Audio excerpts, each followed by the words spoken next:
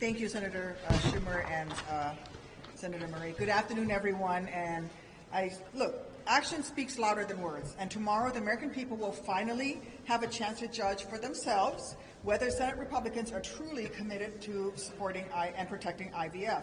If they do, they will join us in passing the pro-family, pro-freedom, common-sense bill I introduced with Senators Murray and Booker, the Right to IVF Act.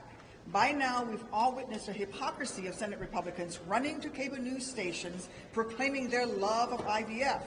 Then, once they step away from the TV cameras, doing absolutely nothing to ensure that it remains legal nationwide or becomes more affordable for American families. No matter how hard they try to hide it, no matter how many tweets they send, the reality is that when it comes to women's health care, the GOP's casual cruelty cannot help but shine through.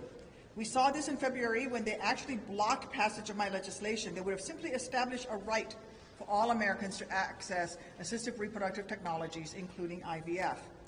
Like arsonists opening a fire insurance business after they've set fires and that insurance doesn't actually cover fire damage, a couple of Republicans even proposed a messaging bill with the goal of misleading Americans into thinking that the GOP wants to protect IVF. In reality, of course, their legislation would do nothing to address the very tangible threat that IVF clinics and patients are facing right now. And judging by the fact that 92% of the Republican conference still is not co-sponsoring this sham of a bill, Senators Cruz and Britt succeeded in sending only one message, that Senate Democrats are the only caucus committed to protecting IVF. To me, one of the most offensive parts of all of this is that along the way, the GOP is treating the American people as if they aren't smart enough to see through this web of lies and deceit.